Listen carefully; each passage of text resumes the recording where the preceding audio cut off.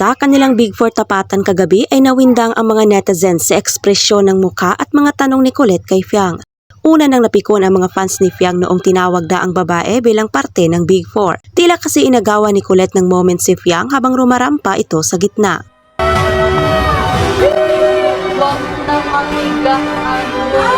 Umani ito ng mga negatibong komento mula sa mga tao dahil hindi man lang daw nito hinayaan si Fiang na enjoyin ang once in a lifetime moment niya. Isang beses lamang siya tawagin ng ganon pero mukhang naging kontrabida pa ang atake ni Colette noong espesyal na gabing yun. At noong tinawag na si Fiang ay tila hindi masaya si Colette at may patingin-tingin pa siya kay Rain. Bagay na ikinasama ng loob hindi lang ng mga fans ni Fiang kundi pati na rin ng mga taong dati ay naniniwala sa kanya. Marami sa kanila ang nagsasabing iniatras na nila ang kanilang suporta para kay Colette. Dati umano ay naaawa sila rito ngunit ngayon ay mukhang tagilid na.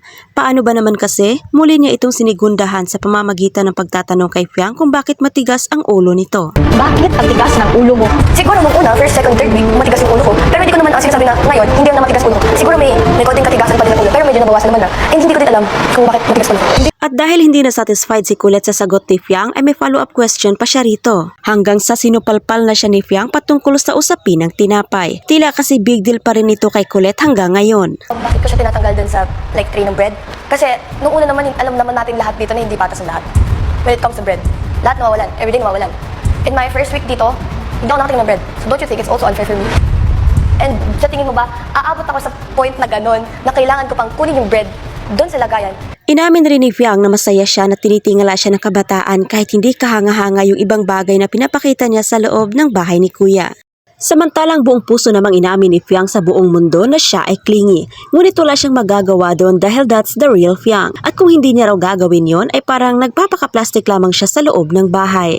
Ina-accept din niya ang kanyang pagkakamali at sinasabing 100% umanong may pagbabago sa kanyang sarili dahil sa mga pagkakamaling yon. Bagay na hindi niya kayang isustain. Ang pagiging plastic at backstabber gaya ng ibang taong nasa paligid niya. At nang dahil sa kanyang straight to the point at honest na sagot sa kanilang mainit na tapatan ay pinuri ng mga tao si Fiang.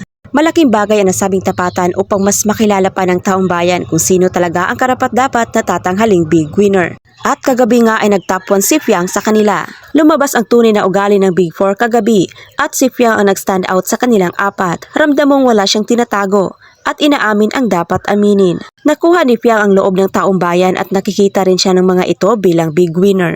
Samantalang nakatanggap naman si Colette ng pambabatikos mula sa labas. Anila ay lumabas umano ang tunay na ugali ni Colette which is ang pagiging competitive nito sa maling paraan. Tila may ugali umano itong ayaw malamangan. May tinatago pa raw ito at halatang ingat na ingat ang mga sagot. Sa ituloy ng mga netizens ay kung bakit pa siya napabilang sa Big Four kung gayong hindi naman kaaya-aya ang ugaling pinapakita nito sa taong bayan.